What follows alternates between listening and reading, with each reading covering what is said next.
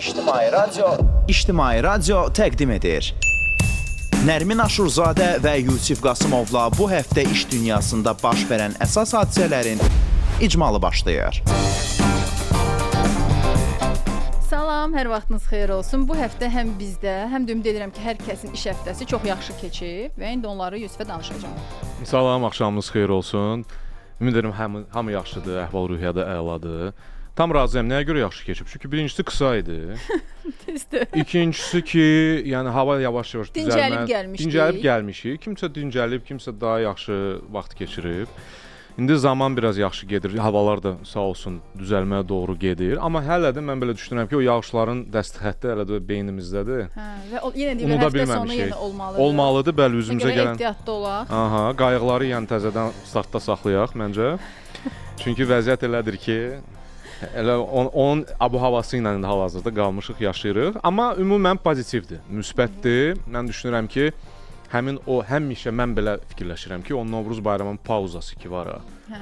Həmişə yaxşılığa doğrudur.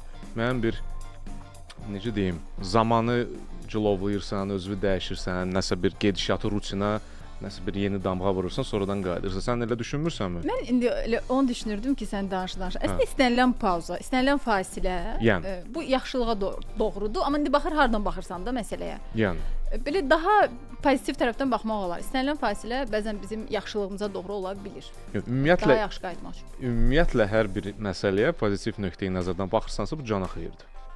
Alimlər onu kəşf etdi. Britaniyalı alimlərin sözlərinə görə. Britaniyalı alimlər səncə qiymət strategiyası haqqında nə deyir? Mütləq, onlar həmişə qiyməti düşünənlər, düzdür, Amerikanlılar qədər deyil. Çünki ən güclü deyilənə görə ən güclü marketoloqlar Amerikaçılardır, amma biznes idarəçiləri Britaniyalılardır. Amma düşünürəm ki, biznes bəli. Amma biznes idarəçisi, yəni yüksək səviyyəlidirsə, demək ki, qiymətin strategiyası öz yerini orada əks etdirir. Biz məhz bu həftə biznes konsultant və marketoloq Saday Alverdiyevlə bu haqqda danışmışıq və ilk səsi dərhal eşidək. Aha. Biz bu dəqiqə maya dəyərindən minimumundan xəbərimiz olmadığı məhsullara çox ciddi pullar xərcləyirik.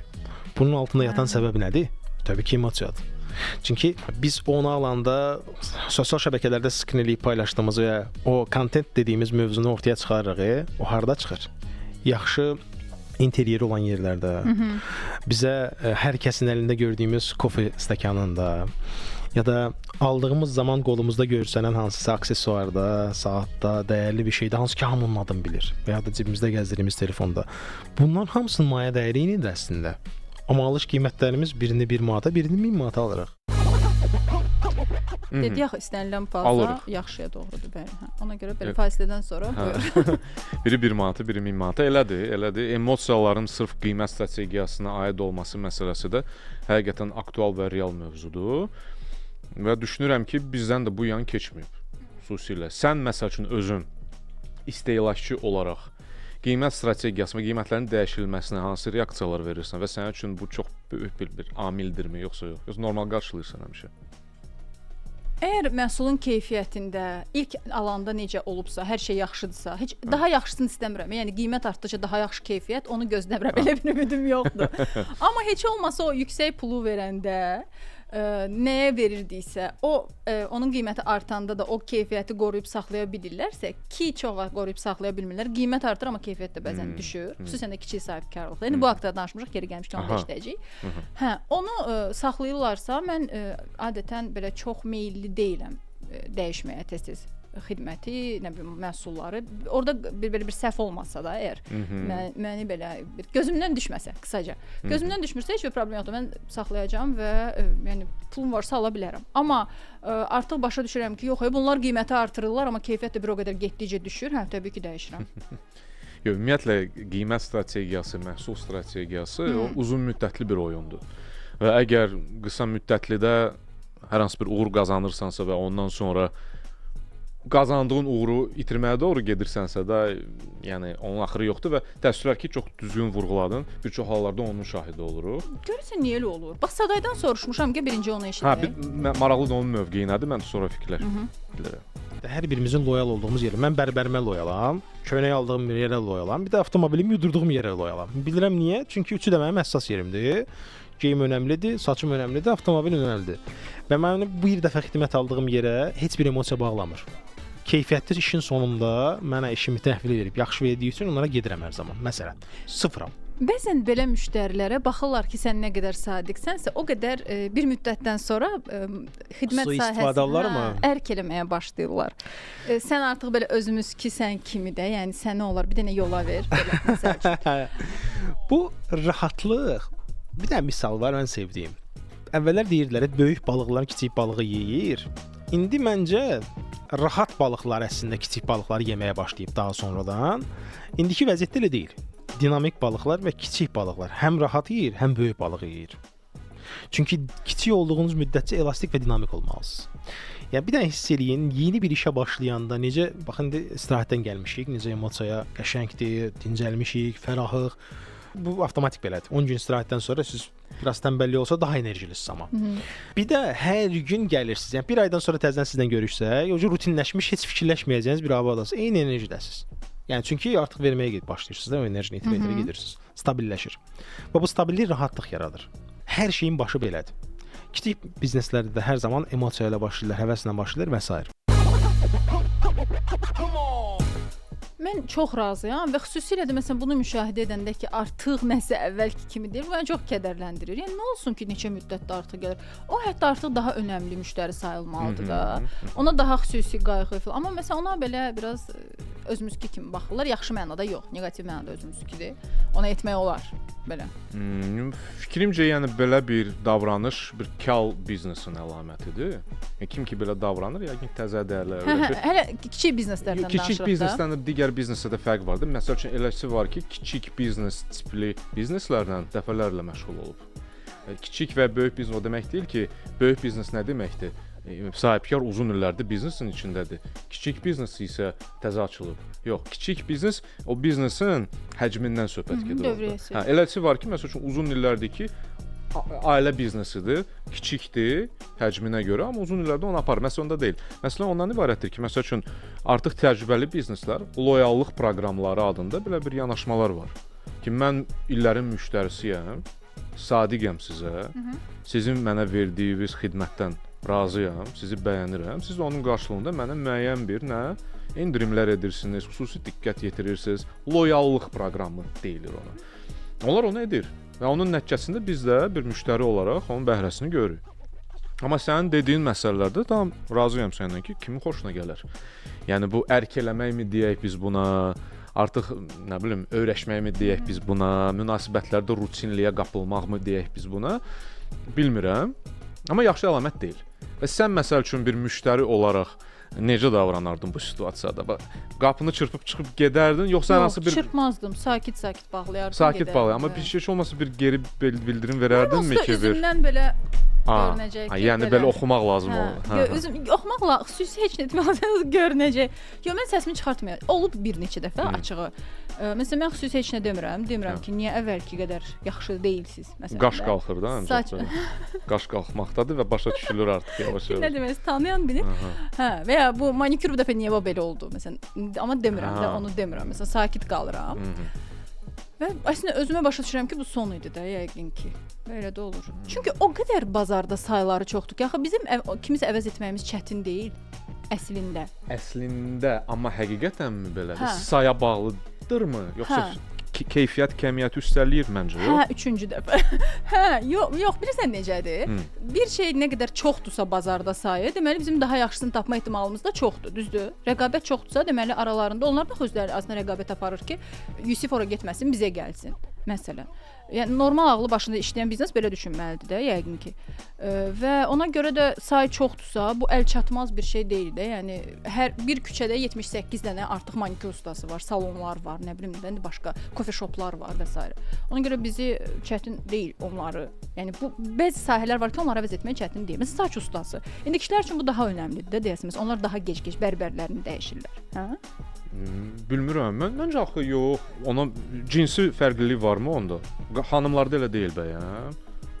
Sizdə də mən biləm bağlılıq yaranır da bir ustaya. Var, amma dediyim məqama qədər də sən artıq o əvvəlki qulluğu görməyəndə, əvvəlki diqqəti görməyəndə. Məncə yəni kişilərə də aiddir o və mən düşünürəm. Amma mən bir tərəfdən də razı deyiləm bilsən nə ilə. 78 dənə bərbərxana olsun say baxımından. Amma 78-i sənin istədiyi keyfiyyəti verəcəkmi? Sən ehtimal nəzəriyyəsinə Yusuf inan daha yaxşı keyfiyyət olacaq. Sadəcə sən kimə öyrəşmirsən, istəyirsən ki, həmişə ona gedəsən. Bizə ora öyrəşdiyimiz mühitdir də. Yəni bilirsən ki, o kreslo cırıldasa da eyb yox, o kreslodur. O ətraf eynidir. Orada sənə bilirlər necə çay, kofe xoşsa onu gətirəcəklər və bilirlər də münasibət biraz belə yaxşı olacaq. Amma bəlkə kənarda daha yaxşı, daha rahat kreslo olacaq, daha yaxşı mühit olacaq, daha yaxşı diqqət olacaq. Bəlkə ola bilər. Bu arada coffee shop dedin. Getdin öz təhlilini elədin. Mister müxbir olaraq. İşığımız getmişdi. İşıqlarımız sönmüşdü. Dərsimi eləmə. Yağış yağmışdı. Yağış. Bütün yəni məsələlərə bizim alibimiz var artıq, eləmi? Mən dərsimi eləyə bilmədim, amma eləyəcəm. O tapşırıqdan çox xoşum gəlir, eləyəcəm. Bu yağışlar bir dənə qutarsın, yaz gəlsin. Yaxşı. Böyük bizneslər daha dinamik olmalıdır. Çünki ən böyük təhlükə bu ölkədə böyük bizneslərdədir. Böyük bizneslər itkini hiss eləməyə başlamır. Ta ki büdcə azalana qədər. Yəni atıram 5000 işçiniz varsa, 500 işdən çıxırsa siz bunun itkini hiss eləmirsiniz. Amma 2000 nəfər çıxmağa başlayanda bu tədricən baş verir. Çox qorxulu bir haldır bu sahibkarlar üçün. Birdən-birə o böhranı yaşayırlar. Birdən-birə. Hazır olmur. Əslində hər şey gəlir. Diaqramaları bilirsiniz də, Pareti diaqramı və s. hissə-hissə 10%, 20%, 15% belə gedir və getdikcə içəridə əslində virus şəklindən neqativ də yayılmağa başlayır. Bəlli bir zaman sonra çöküş baş verir. Heç bir böyük biznes birdən çökmür. Nərmin Aşurzadə və Yusif Qasımov iş dünyasının həftəlik icmalını təqdim edir. Razıyam bu fikirlə. Bir yatan vulkan effektidir böyük biznes. Həqiqətən biruzə vermir, amma müasir böyük bizneslər dünyada hal-hazırda bilərəkdən o ixtisarları eləməyə başlayıblar. 5000 illiklər görürsən ki, yəni oturduğu yerdə 2000-ni götürdü, ixtisar elədi. Nə adla? Süni intellekt məsələsi ilə avtomatlaşdırma və optimizasiya mövzusu. Odur ki, yəni artıq belə bir məsələlər də ortalıqdadır, amma ümumən danışsaq, bəli, böyük biznesin müsbət və mənfi tərəfləri hamıya bəllidir. Bəlli olmasa da, birbaşa olaraq ən mənfilərdən biri odur ki, müəyyən bir komfort formalaşdırırsan da bir sahibkar olaraq. Sən o boşluqları hiss eləmirsən ilk etaplarda, amma Saday bəyin dediyi kimi müəyyən bir nöqtəyə gələndə artıq elə bil ki, bilsən necə o yer var, sən geriyə dönə bilirsən, yoxsa dönə bilmirsən məsələsi. Artıq elə bir fazada bunu sən tapırsan ki, artıq çox çətindir bunu necəsə aradan qaldırmaq və böyük bir stressə də səbəb olur. Səncə elə mərhələ var ki, oradan geri dönüş yoxdur? Hətta var belə bir fikir də var biznesdə ki, geri dönməyən bir nöqtə məsələsi var. Bu bizə nəyə bağlıdır? Biznesin əvvəlcədən quruluşuna. Bəli demişdik ki, kiçik bizneslər daha qıvraqdılar, daha elastikdilər, yaxşı bir söz istifadə elədi. Elastiklər. Böyük bizneslər istər-istəməz daha yüklü olurlar deyə o elastikliyi itirirlər. Amma indi hal-hazırda müəyyən bir müddətdir ki, çalışırlar istənilən halda o elastiklik olsun. O elastiklik qurulursa, o nöqtəni daha rahat tapa bilirsən. Yox, əgər sən böyük bir maşın kimi, bir tanker kimi gedirsənsə bir yerə, onu düşün, bir anında belə harasa tərpətmək çox çətin olur və nəticədə bir problem yaradır. Bilirsən mən bunu nəyə bənzədirəm? Məsələn, insanları götürək də. Deyək ki, kimsə 50 ilin bəstəkarıdır. Bəli. Artıq bir müəyyən adı, sanı var. Gözünün önünə gətir kimlərisə. Artıq gəldilər. Bəli. Məsələn, onlara nəsə eksperimentlər aparmaq, nəsə yoxlamaq, nəsə uğursuzluq etmək onlar üçün daha çətindir. Yəni deyəcəklər ki, filan kəs necə belə bir iş elədi. Amma gənclər olanda, yəni sən yeni başlayırsansa, sən hər şeyə açıqsan və uğurlu da ola bilər, uğursuz da ola bilər. Sənin eksperiment aparmaq şansın çoxdur. Və ya məsələn influencerləri götürək. Deyək ki, 1000-2000 izləyicisi varsa hələ, o özünə daha çox icazə verə bilər ki, onu sınayım, bunu sınayım, onu yoxlayım. Amma artıq bir neçə yüz minlik auditoriyası varsa, fərqli sahələri çox da yoxlaya bilmir. Yəni eynən bu bizdə olduğu kimi də. Yəni insan necə müəyyən bir yaşa, müəyyən bir artıq təcrübəyə gəlib çatırsan, ondan sonra sənə özünə icazə vermək çətin olur, müəyyən dəyişikliklər etmək. Şirkətlərdə də belə böyüdükcə olmur. 100%. Amma magiya bilsən hardadır? Harda? Həmin o 50 illik bəstəkar o özünün üçün, o imkanı özünün üçün yaratsa və icazəsini versə, amma ego icazə vermir də. İcazə vermir. Amma onu edə bilsə, o magiya orada yaranır və adətən də belə bir кейslər olduğu yerdə biz görürük ki, birdən-birə insan 60 yaşından sonra başladı eksperimentlər eləməyə, özünü axtarmağa. Çox maraqlı alınır, şirin alınır. İndi alınır, bəli. Tanırsan elə kimisə? Yəni dünya praktikasında mən görürəm hal-hazırda bizim bildiyimiz o dinozavrlar var ha. Məsəl üçün musiqidə və kinoda müəyyən bir dəyişikliklər edirlər. Məsəl üçün, yəni ad deməyəcəm, amma bildiyimiz o korifeylər. Məsəl üçün həm Hollywoodda, həm musiqidə görürsən ki, gözlənilməyən bir layihədə, gözlənilməyən bir filmdə və hər hansısa bir musiqi layihəsində iştirak edirlər və bu bugünün tələbinə cavab verir və olduqca da qarmonik görsənir. Sən düşünmürsən ki, sən adın sanın var sənin, sən orada nə gəzirsən, yəni belə fikir sənin gəlmir. O olanda həqiqətən çox gözəl görsənir. Amma ümumən statistikaya baxsaq sən dediyindir. Yəni cavanlar kim ki hələ başlanğıcdadır, belə məsələlərdə daha rahatdılar və image qorxusu, yəni riski yoxdur onların qarşısında. Bu həftənin 4-cü günü isə təbii ki, bizdə yüksəliş müsabiqəsinin qaliblərindən biri olan Orxan Şamilzadə studiyada qonağımız idi. Onunla birlikdə biz rəhbərlər üçün müasir trendlər mövzusunda danışırdıq. Məsələn, sənin üçün rəhbərlər üçün müasir trend deyəndə ilk ağlıma nə gəlir? Sırf trend nöqteyi nəzərdən yanaşsaq, Nərmin, AI. Yəni rəhbər süni intellektdən necə yararlansın? Öz işində, komanda idarə edilməsində və biznesin aparılmasında. Və birinci trend istiqamət odur. Məndə bilsən nə? Rəhbər yox, lider. Bu trend deyil artıq. Bu artıq trend deyil. Bu reallıqdır, xanım. Ona görə AI bu həqiqətən hal-hazırda trenddir. Hər yerdə istifadə olunur o söz. Hər yerdə lazımdır, lazım deyil, biz onu eşidirik. Amma həqiqətən onların qarşısında olan çağırış nöqtəsi ondan düzgün formada istifadə etməkdir. Və təbii ki, onun istifadəsindən gözlənti birinci növbədə nədir? Qazanc. Birbaşa. Sən AI niyə istifadə edirsən ki, qazanasan, komandada müvafiq idarə etmə üsullarını qurasan, müvafiq proseslər qurasan, avtomatizasiyalar qurasan və nəticəsində onun xeyrini görəsən.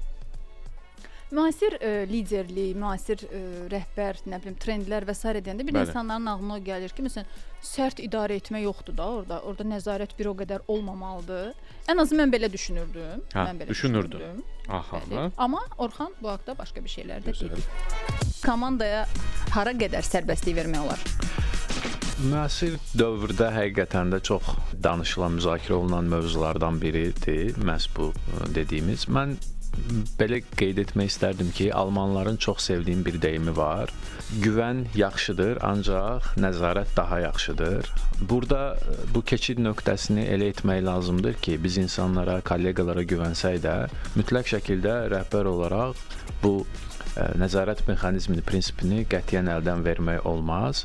Əslində bir nöqtədən sonra rəhbərlikdə bizim etdiyimiz işlər daha çox nəzarət, sorğulama, bu tip təkrarlanan rutinə keçdiyindən nəzarət prinsiplərini müxtəlif artıq yaradıcı alətlər vasitəsilə də kontrol etmək mümkündür. Misal üçün individual KPI-lər və yaxud da ki, korporativ KPI-lər məhz bunun üçün doğru şəkildə düzəldilərsə və tətbiq olunarsa, məncə görülən bütün işlərdə kifayət qədər yüksək səmərə əldə etmək mümkün olar.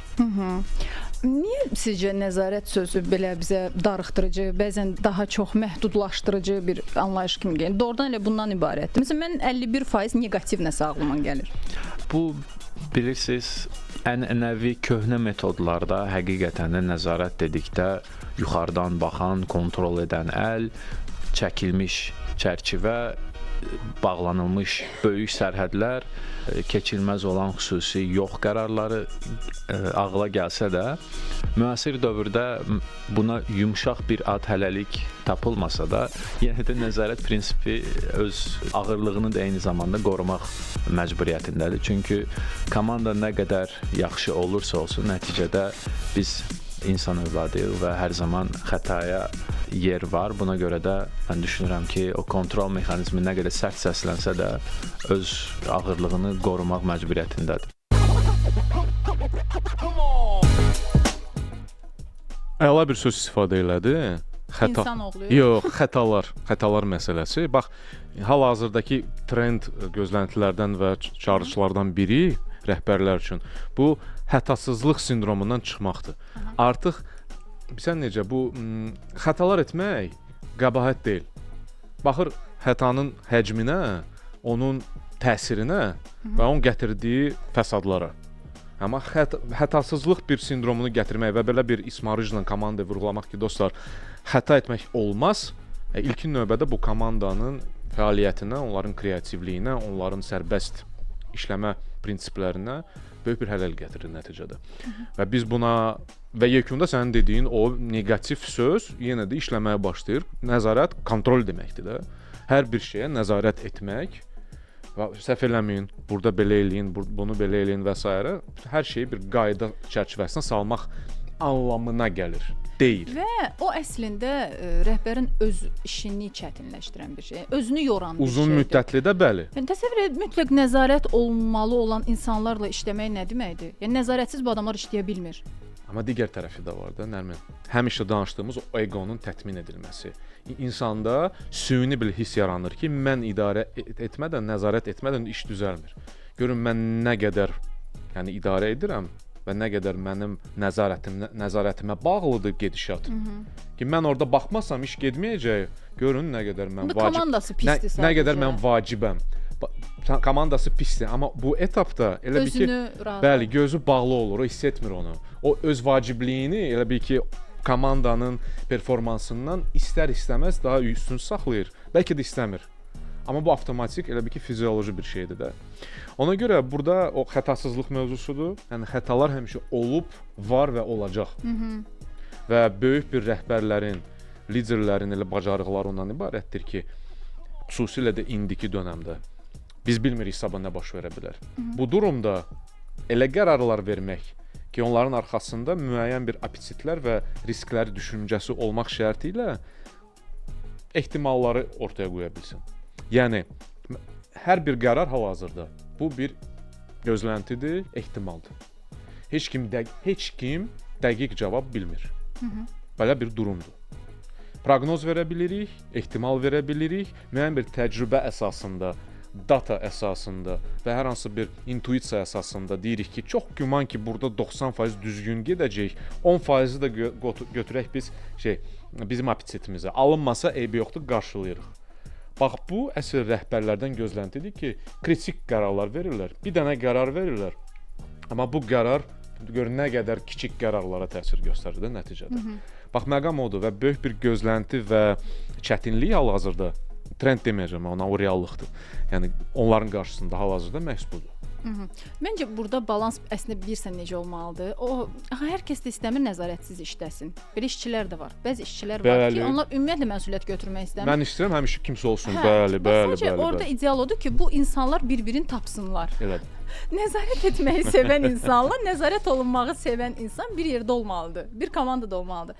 Amma əksi olanlar, nəzarət etməyi sevməyənlər və nəzarət olunmaq istəməyənlər. Yəni mən iş tapşırmısan, alınmayanda danışarıq da. Yəni qoy gedim bildiyim kimi eləyim. Gəlim danışarıq. Və əgər bu insanlar bir-birlərini tapmayanda bu bir faciədir. Həqiqətən bu bir faciədir. Amma komanda ən yaxşı komanda hansı komandadır? Hansında ki, belələri də var, elələri də var. Heç bir komanda monoformatlı olmamalıdır. Bu çox böyük bir digər faciədir. Ki sən belə bir komanda qurmusan ki, hamısı orada sən dediyin ya birinci variantdır, ya da ikinci variantdır. Gərək ondan da olsun, bundan da olsun. Başa düşürsən? Diversity də deyilir ona. Nəyə görə? Çünki komandada fərqlilik olmalıdır, fərqli düşüncələr olmalıdır. Onun nəticəsində onlar ortaq bir müzakirə edirlər və fərqli düşüncələrdən yekun bir qərar ortaya çıxır. Düşün ki, hamı eyni düşünsə, mütləq ki, kimsə hər hansısa bir bucağı buraxacaq, digər formatdan, digər bir prizmadan baxmayacaq və onların sandığı düzgün qərar nəticədə aktual qərar olmayacaq. Maraqlıdır. Belə düşünməmişdim. İndi düşünəcəm. Yüksəliş müsabiqəsində özümü o qədər soyuqqanlı aparırdım ki, necə bacardınız? Burada bir sıra təlkin metodları var.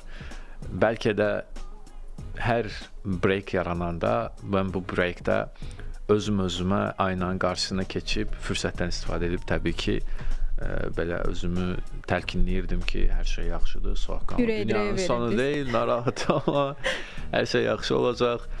Və bu soyuqqanlılıq vasitəsilə də o qədər mənim belə deyək, dərinimə, kökümə işləmişdi ki, qarşıma çıxan кейslərin mürəkkəbliyini həll edən zaman çox rahat idim.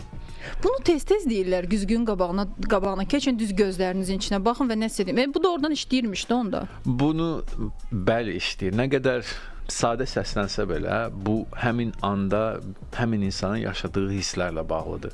Yəni bunu içdən eləyə bilirsinizsə, mən elə gəlir ki, bu super gücdür də. Yəni özünüzü təlqinləyə bilirsinizsə və bunu gördüyünüz gündəlik işlərə də tətbiq edə bilirsiniz. Orada da reflekt edə bilirsinizsə, nəticəsi yaxşı olur. Belə, orada sual ondan ibarətdir ki, siz necə oldu yüksəliş müsabiqəsində qalib gəldiniz? Məsələn, ən çox hansı xüsusiyyət sizi qalib etdi? Mənim qaliblərə səsləndirməyi ən çox sevdiyim sualdır bu. Sizin də qalib etdi hansı xüsusiyyətiniz? Və o dedi ki, məndə birinci və ən vacibi soyuqqanlılıq oldu. Baxmayaraq həyatda elə insan deyiləm. Soyuqqanlı insan deyiləm. Panik atak var məndə. O həyəcan gələndə həm belə də bədən ağrımağa başladı. Fizioloji olaraq fəsadları da olur, psixoloji olaraq çox gərgin insanam. Yazıq bu qədər də gərgin deməmişdim. Mən lap gərginləşdirdim. Nəysə, Orxan bağışlasın. Biraz. Orxan bağışla. Amma yəni dedi ki, biraz panik atak vardı. Nəsə bu sözü dedi. Və deyir ki, amma orada məsələn mən güzgüyə baxırdım və hər fasilədə özümə gəlib deyirdim ki, sakit ol, soyuqqanlı ol, həyatın sonu deyil. Hə olsun da, yəni uduz və s. normal. Qalibiyyəti o elə düşünür ki, ona gətirən məhz bu soyuqqanlılıqdır. Mən bu fikirə indi başa düşürəm ki, doğrudan soyuqqanlı olmaq ki, mən elə deyiləm. Əslində kənardan elə görürlər. Elə görünməzlər o ki, soyuqqanlı reaksiya. Amma elə deyil əslində. Amma çox ona deməli alınır da. Yəni çalışıram ki, elə olum. Və Orxan da onu vurğuladı ki, bu çox yaxşı bir xüsusiyyətdir. Yəni sən çünki problem varsa, sən orada təlaşa düşüb nə edəcəksən ki, heç nə. Gərək soyuqqanlı olasan, onu həll eləyəsən, sonra gedib onun ya sevincin, ya kədərin yaşamaq olar. Yox, razıyam. Razıyam. Yəni situativ davranmalısan. Yəni harda lazımdırsa soyuqqanlı ol, harda lazımdırsa istiqanlı ol. Yəni hər bir yerdə, hər bir anda soyuqqanlı olmağının bir adı yoxdur. Yəni insanlar səni quru kimi qəbul edə bilər, emosiyasız quru bir. Biz müsabiqədən danışırıq. Aydındır. Amma müsabiqədə də belə. Çünki orada məsəl üçün ekspertlər nəinki sənin soyuqqanlılığını, ümumiyyətlə komanda ilə olan ünsiyyətini, nə bilim təbiiliyi, sənin olan o gümrahlığını, digər məsələləri də təhlil edirlər də hər halda mən eşitdiyimə görə və nəticədə də yəni sən onun əgər yenə də balans mövzusuna gəlib çıxırıq, yəni onun balansını əgər tuta bilirsənsə ki, mənə görə bu real deyil, o zaman yekunda da qalib gəlirsən də belə çıxır. Bəli. Həm də bilirsən nə vaxt qalib gəlirsən? Nə vaxtı? Uşaq vaxtından düzgün kitablar oxuyanda. İstənilən halda bəli. Kitablar oxuyanda qalib olursan məncə, hə, razıyam. O da düzdür, amma təzə bir də bu uşaq vaxtından başlayır. O vərdiş uşaqlıqdandır. Mən etiraf edim ki, mən uşaq vaxtı kitab oxumaq ümumiyyətlə sevmirdim. Bilmirəm, bu valideynlərim səhv kitablarla mənə tanış edib, onların üstünə dərhal atım. Amma bilirsən nəyi çox sevirdim? Mama bizə nağıl danışanda, nəsə oxuyanda, sən oturursan, o sadəcə oxuyur və o an tam təhlükəsizliyi özünü çox yaxşı hiss edirsən, belə çox qəşəng duyğuydu. Və belə kitablardan biri haqqında biz bu gün elə Sərxanla birlikdə danışdıq. Bu Mani adlı bir it uşaqlar üçün pul əlifbası adında olan kitabdır. Maliyyə savadlılığı ilə bağlıdır. Bodo Şeferin kitabıdır. Və adını düz dedim səncə? Yusuf, bizdə dillər məsələsinə sən baxırsan. Bodo Şefer. Bodo Şefer. Düz dedim, çox sağ ol. Bəli. Hə. Və bu kitabın mövzusu ondan ibarətdir ki, yəni uşaqlarla pulu necə ilkin vaxtlardan düzgün tanış etmək lazımdır. Maliyyə savadlılığını onlarda necə yaratmaq, necə formalaşdırmaq lazımdır ki, mütləq lazımdır. Bəli. Amma biz əvvəllər necə görürdük? Uşağı müəyyən yaşa qədər ümumiyyətlə puldan uzaq tuturdular ki, qoy əl çirkidir də pul, uşaqcıqda puluna əlaqə lazım deyil, şey olmasın, sonra böyüdükcə nə bilim öyrəşər və s. Amma bu kitabda 12 yaşlı qızdan söhbət gedir, adı Kiradır. Onun Mani adında danışan bir iti var. Mani, bəli. Və o it ona öyrədir ki, necə pul qazanmaq və yığmaq, düzgün xərcləmək lazımdır. Bununla bağlı mövzulara toxunulub. Sərxanla bugün bu haqqda danışmışdıq. Bu kitab nə öyrədir? Səndə indi sual yaranacaq da. Yaranıb artıq əslində. Mən özüm vaxtilə uşaq olsaydım, gərək nə öyrənərdim? Hə, pul yığmaq vərdişi. Var səndə vərdiş belə? Ya da uşaqlara öyrədirsən bunu, pul yığmağı? Yox, hələ ki yox, açığı. Yığmaq mövzusunu yox. Biz hələ ki böyük qızımızla sadəcə müəyyən bir pulla bağlı təmaslar edirik də, nə bilim, qiymətləndirmələr. Nəyəsə bunu edərsən, nəticədə bunu qazanarsan. Bax, hələ ki bax belə şkafı yığ sənə bir. Hə, nəsə belə bir şey, gamification deyirik biz ona. Hə, hələ ki budur, yəni xüsusi bir şey yoxdur. Hə, əslində düz yoldasınız. Yavaş-yavaş Bəli, yavaş-yavaş addım baxdım. Hətta bu yaxınlarda eşitdim. Yəni kim danışırdı yadımda deyil, öz övladından danışırdı. 13-14 yaşı var, bir artıq o investisiya eləyir. Allah. Hə, mən də elə düşündüm ki, halal. Yəqin ki valideyn özü də yaxşı bacarır bunu. Hə, biz icazə veririk ki, çünki mən məsələn investisiya nöqteyi nəzərdən salam əleyküm, yəni. Qapını açırsan, Ay bağlayırsan. sağ ol. Bax yaxşı bir məqama toxundun ki, yəni valideyn özü də maliyyə savadlılığı bir çox nəsə olmalıdır ki, uşağa da onu aşılaya bilsin. Yəni kitab oxumaq vərdişi olmalıdır ki, uşağa da onu aşılaya. Gündəlik model. Oyansın, görsün bunu. Başqa cür alınmayacaq. Deməli, kitab öyrədir pul yığmaq vərdişini, məqsəd qoymaq, məqsəd özünüz üçün necə təyin edə bilərsiniz, qazanmağın yollarını, borcdan necə çıxmaq olar, bu çox vacibdir. Maliyyə intizamı, bu ondan da vacibdir. Yəni hətta mən bir başlayım ki, əslində böyüklər də oxuya bilər, təkcə uşaqlar yox. Məncə də. Hələ də əslində daxildə bir uşağıq da biz belə etiraf edək də biz bunu və özümüz də oxusaq məncə faydası olacaq. Xüsusilə də sənin vurğuladığın hansı məqam idi? Məqsəd qoymaq. Yəni pul nöqteyi nəzərdən hansı məqsədlərdir? Bu məqsədlərin fərqliliyi, uzun müddətli, qısa müddətli və s. çox maraqlıdır. O məşhur sual var ya, 1 milyon dolların olsaydı nə edərdin? Yusuf, sən nə edərdin? Ən populyar cavab nədir? Bir obyekt alardım falan. Bilmirəm. Açığı bilmirəm. Cavabım yoxdur. Olsun, sonra danışarıq. Yaxşı, gözləyəcəyik həmin günü. Bilmirəm, gələn həftənin 5-ci gününə qədər çatdırarsan ya yox, amma bir həftə vaxtım var. Ona görə məqsəd qoyum da. Hə, bir həftə vaxtım var. Hələlik. Hələlik.